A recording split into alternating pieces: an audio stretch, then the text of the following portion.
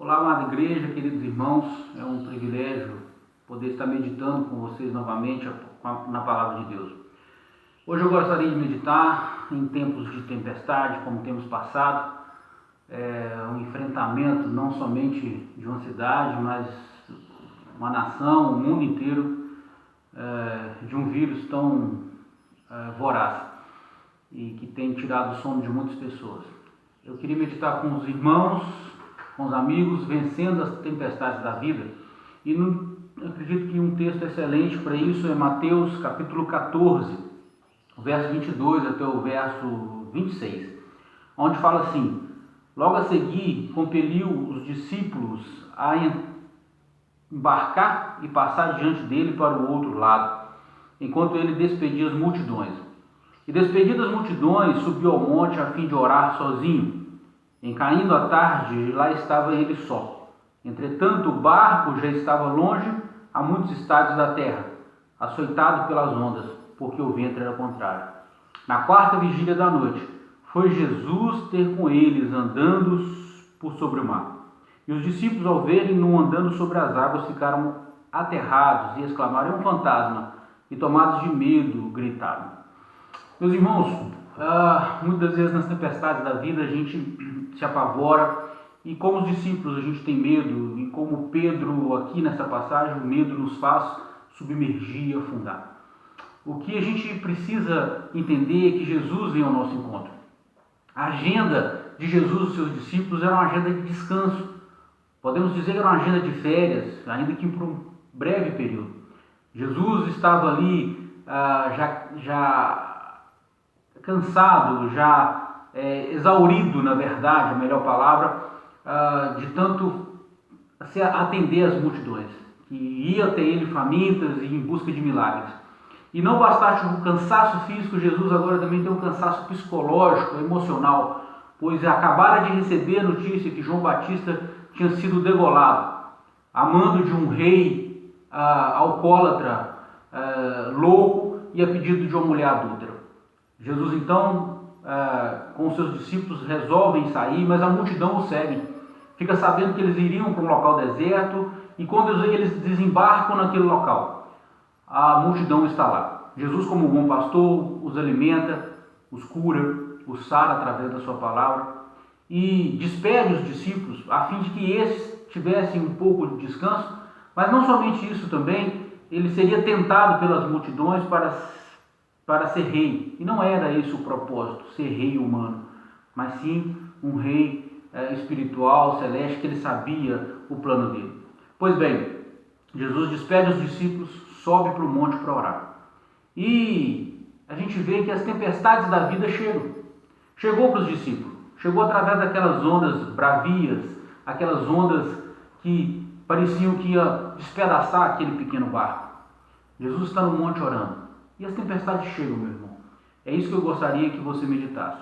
Ela chega através de uma doença inesperada, através do desemprego. Quantas pessoas estão passando por desemprego nessa época de crise, com o Covid e com esse vírus? Ela chega através do divórcio, através da separação. A crise chega através do luto. A crise chega de diversas formas na nossa vida. As tempestades chegam mesmo quando estamos no caminho da obediência.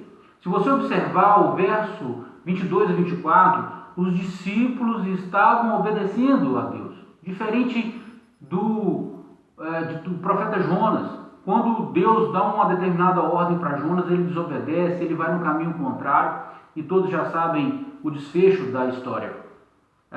Os discípulos não, os discípulos estavam obedecendo ao Senhor Jesus Cristo. Jesus Cristo não pediu, Jesus Cristo não sugeriu, ele determinou, se você observar o verso 24, 23, que eles passassem para outra margem. E ele fica, e os discípulos vão. Ou seja, às vezes mesmo você andando nos caminhos do Senhor, às vezes mesmo você fazendo a vontade de Deus, a tempestade chega na sua vida. Isso é uma realidade.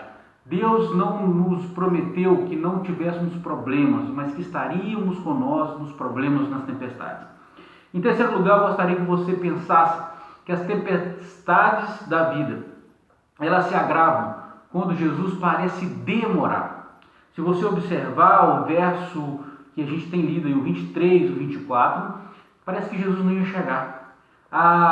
Os judeus separavam a noite em 4 vigílias. A primeira vigília ia de 6 a 9 horas da noite, a segunda vigília de 9 à meia-noite, a terceira vigília de meia-noite a 3 horas da madrugada e a última vigília de 3 horas a 6 horas da manhã. É interessante e é, na verdade, impressionante que Jesus deixa para ir na última hora, quando a força se esvai, quando os recursos humanos não têm mais jeito, quando o medo já assolava os discípulos. Jesus resolve então sair daquele monte. O Evangelho de Marcos fala que ele avista o barco sendo açoitado pelas tempestades e vai caminhando sobre as águas. É impressionante, assim como foi com Lázaro. Lembram de Lázaro, o amigo que já estava morto há 4 dias? Marta e Maria mandam o recado para Jesus: aquele quem ama está doente. E Jesus propositalmente, se você observar o texto em João, ele demora, ele se faz demorar para que o milagre acontecesse e fosse exaltado o nome de Deus. E no 4º dia Jesus chega, Lázaro está morto, mas nem a morte venceu Jesus. E Jesus ressuscita Lázaro para a honra e glória do Senhor, para nos mostrar que assim como essa tempestade, nada está acima do nome de Jesus Cristo. Não existe problema na sua vida que está acima do nome de Jesus Cristo. Pode ser grande para você a doença, o problema no casamento, o problema de relacionamento com a sua família, mas para Jesus não existe nada impossível. Para Jesus, o problema que para você açoita, assola, acaba com a sua vida. Para ele está debaixo dos pés. Repare que as mesmas ondas que açoitavam aquele barco está debaixo dos pés do nosso Senhor Jesus. Não existe nada impossível para Deus. Eu gostaria de pensar com você que nas tempestades da vida, Jesus sempre está no controle. Se você observar o verso 25 e 26, embora os discípulos estavam com medo, Jesus, como eu já disse, vem caminhando sobre as águas. Vem sobre as águas, as ondas bravias, as ondas furiosas, não é nada para Jesus Cristo, para o nosso Senhor Salvador. Na tempestade da sua vida, Jesus sempre está no controle. Se tem um verso que norteia a minha vida, é Romanos 8:28. Todas as coisas cooperam para o bem daqueles que amam ao Senhor. Como os irmãos bem sabem, como os amigos bem sabem, há pouco tempo eu passei pela carranca da morte. Não é drama, todos sabem aí o que eu pude passar, essa experiência, mas uma experiência única na minha vida. E sempre pensei nesse verso. Mas uma coisa é pensar, outra coisa é viver. E às vezes quando você está vivendo a dificuldade na sua vida, a tempestade, o que mais vem à sua mente é: por que Deus está demorando? Por que eu estou tanto tempo nesse leito de hospital? Por que os dias não passam, as horas não passam? Por que a minha esposa não muda, o meu marido não muda? Por que a minha casa não melhora? Por que essa tempestade parece que não vai mais embora? E a gente fica perguntando. Nós estamos diante de uma crise mundial que a pergunta é: quando vai acabar esse vírus? Quando vai nos dar sossego, sono e vida social de novo, vida afetiva novamente?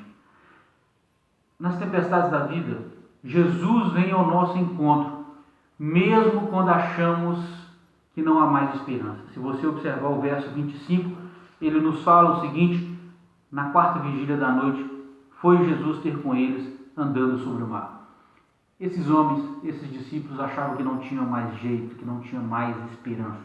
Mas Jesus é diferente. Deus é diferente. O tempo dele é diferente do nosso tempo. O tempo de Deus não é o nosso tempo. E eu acho que na tempestade, para a gente vencer ela, uma das coisas mais importantes é você entender que o tempo de Deus não é o nosso tempo. Quando eu estava naquele leito de hospital, na UTI, eu ficava ansioso e perguntando aos médicos quando seria a minha alta.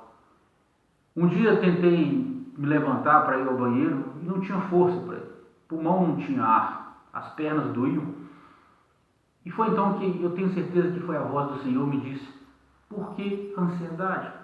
Você não está pronto, você não está restaurado, você não está curado ainda. Calma, eu estou trabalhando. E foi assim que E eu parei de perguntar quando que eu ia sair dali.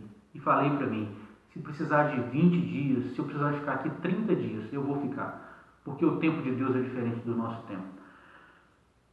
Deus, Ele nos livra, não da fornalha, mas na fornalha. Se você pensar nos amigos de Daniel, eles não foram livrados da fornalha, mas na fornalha. Pense comigo no próprio Daniel. Ele não foi livrado da cova dos leões, mas na cova dos leões. Pense comigo no apóstolo Pedro. Ele não foi livrado da prisão, mas na prisão. Pense comigo no Lázaro, no amigo Lázaro, que acabamos de falar. Ele não foi livrado da morte, mas na morte. Esse é o nosso Deus. Esse é o nosso Senhor Jesus Cristo. É aquele que nos livra das tempestades da vida. Talvez você esteja passando por ela. Eu acredito que o Brasil, o mundo, está passando por ela nesse momento. Mas o que a palavra de Deus nos conforta e nos consola é que nós vamos vencer. Porque Jesus é que vence por nós. Amém?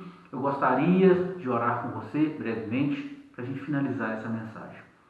Senhor Deus, amado Pai, Deus de misericórdia, o Senhor que através desse vídeo alcançará pessoas que têm passado por problemas, meu Deus. Problemas de desemprego, problemas, ó Deus, de dramas psicológicos, pessoas que têm passado por depressão, que não têm dormido à noite, Senhor.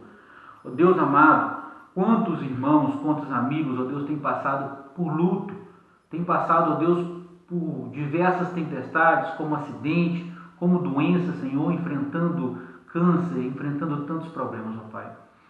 Problemas de cunho emocional, familiar. Eu gostaria, ó Deus, de pedir a Tua intervenção, a Tua mão poderosa na vida de cada um. Que possamos entender, ó Deus, que a tempestade é pedagógica, que o problema vem na nossa vida para nos melhorar e engrandecer o Teu nome, glorificar o Teu nome. Deus amado, seja com cada um, conforta, consola. Ó Deus, traz a Tua bonança, acalme as ondas bravias da nossa vida. Em nome de Jesus, que eu oro a Ti, Senhor. Amém e amém.